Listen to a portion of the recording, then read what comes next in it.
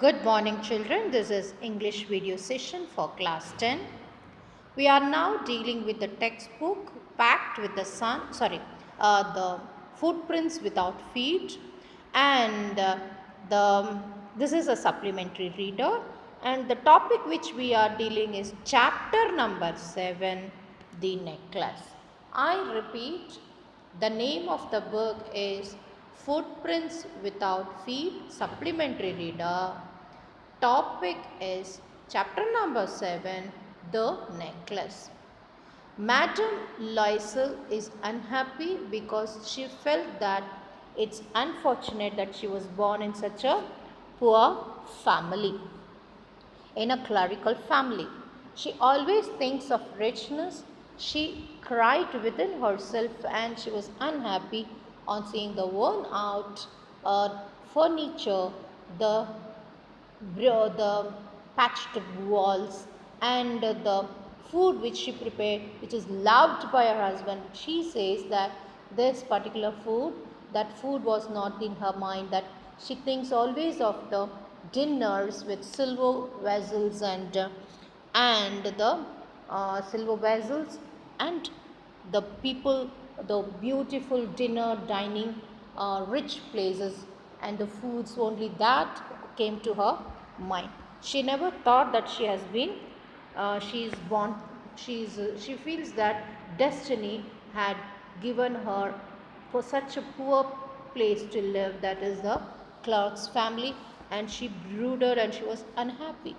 One day, when her husband brought the letter of invited for the minister's residence, she just he thought that she will be so happy to go there, but unfortunately she threw the letter, the upon in the table, saying, "What do you suppose I would wear to such a thing of that?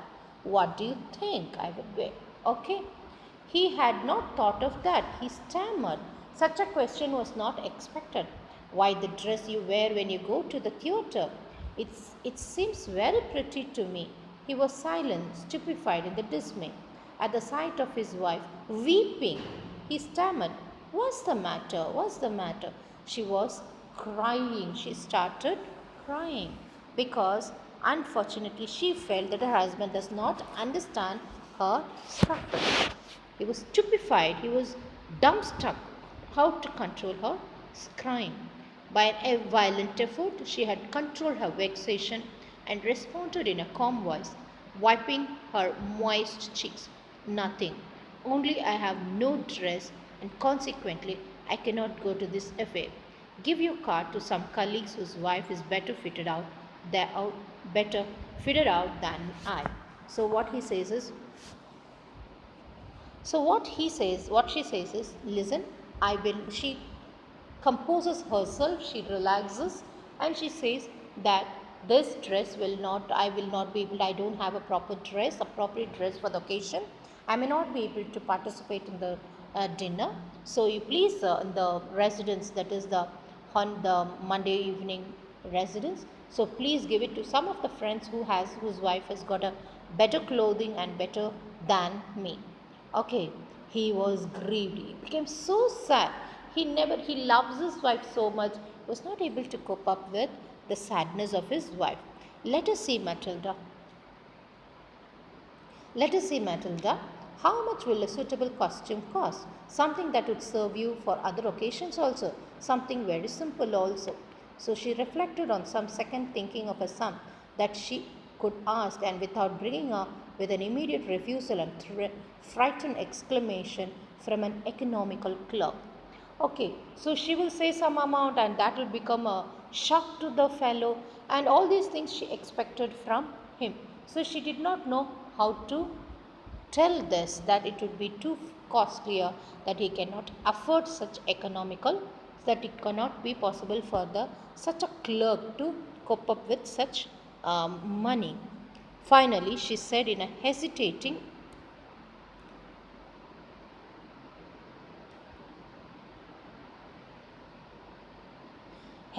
voice, "I cannot tell exactly, but it seems to me that 400 francs ought to be cover it. So it will take more than 400 francs." He turned pale. Pale means what? Almost shocked because he don't have so much money. For he has saved just this money to buy a gun that he might be able to join some hunting parties in the next summer with some of the friends who went to shoot larks on Sunday. Nevertheless, he answered, very well, I'll give you 400 francs, but try to have a pretty dress. So search well, I'll give you. You want 400 francs? Okay, let me find out. So this 400 francs, what it is keeping? He's saving to keep to buy a gun. For what? He loves shooting. He wanted to go and do a shooting with his friends in the holidays. So he had kept that money so safely so that he can use it at the time and buy it. But now his wife he wanted to make his wife very happy, so he thinks that it is not required, and he gives that says, okay, go and buy a pretty dress. What fresh problems now disturbs Madame Loisel? Always a problem solved. So now let's see how she has got another problem.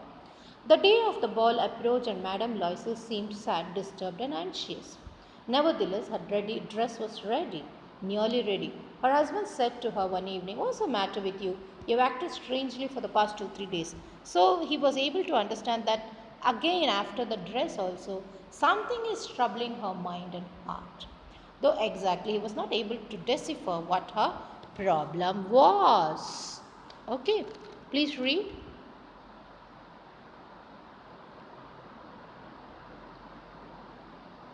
Yes. And she also replies, what does she reply? I am vexed not to have a jewel, nothing to adorn myself with. I shall have such a poverty stricken look. I would prefer not to go to the party. So I don't have anything to wear in the party. There is nothing I could wear. There is no jewelry with me. I cannot wear it. He replied, you can wear some natural flowers in this season. They look very chic. So why don't you have some natural flowers? They will look very beautiful. She was not convinced. No, she replied. There is something more humiliating. There is nothing more humiliating than to have a shabby air in the midst of rich women. So instead of going and standing before the rich women without having proper jewelry, it's better that I don't go to the occasion at all. Okay, I would not prefer not to go to the party. He replied, you can wear some natural flowers in this reason. They look very chic. She was not convinced. No, she said, I cannot go and get insulted before, and she was not interested to go. Okay. She uttered a cry of joy. It's true, she said. Um, how stupid we are. Go and find your friend Madame Forestier and ask her to lend her jewels. Okay, for that, how stupid we are. You can go and ask her, then try it out. You can go and ask her some jewelry, no? She will lend it after that. You give it back to her. Yes, she utterly cried out, oh, it's true. I had never thought of that. The next day, she took herself to a friend's house and related her the story of distress. Madame Foster went to a closet, took a large jewel case, brought it open. Choose, my dear. She saw the first some bracelets, then the collar of pearls, then the Venetian cross of the gold and jewels of the admirable workmanship. She tried the jewelry before the glass, hesitated, but could rather decide to take them, not leave them. Then she said, have you nothing more? Why, this, look up for yourself. I do not know what will please you. Suddenly she discovered a black satin box, a superb necklace of diamonds. Her hands trembled as she took it out. She placed it on her throat against her dress and was ecstatic. Ecstatic. Then she said, in a hesitating, full of anxiety, could you lend me this? Only this. Why? Yes, certainly. Okay, so many jewelry Mrs. Frontier gave, but she did not like any of them.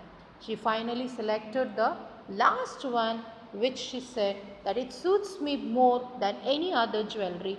I will have this only. Okay? Yes. Then I do not know what will please you. Why? Yes, look for yourself. I do not know what will please yourself. Suddenly, she discovered in a black satin box. What is she seeing in the black satin box? A superb necklace. What did she see? A beautiful necklace made of diamonds. Her hands were trembling in the black satin box. Superb and the superb necklace of diamond. Her hands trembled as she took it out. She placed it in her throat against her dress. It was so ecstatic. Then she said in a hesitating voice, full of anxiety, could you lend me this, only this? Why, yes, certainly. Okay, let's see what happened. So she takes the jewelry and she goes home. She's so happy. Now, is the story going to be ended with this? Let's see. Please read and come, children, the remaining part of the story. Okay?